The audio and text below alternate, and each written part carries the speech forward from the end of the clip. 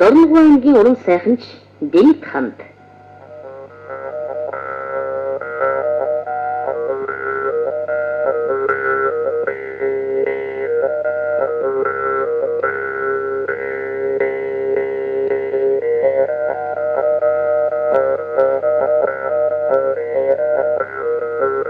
ядгар урлагийн энэ наадамд цоорын цовой шиг туйл хайлалт үгийлэгдэж байгаа боловч төмөр хуур, аман ташилт, малын урья дуудлагын зүйл нэлээд нэмэгдсэн байлаа.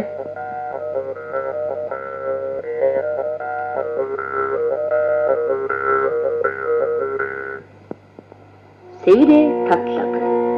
Дорногов аймгийн уран сайханч Довчин.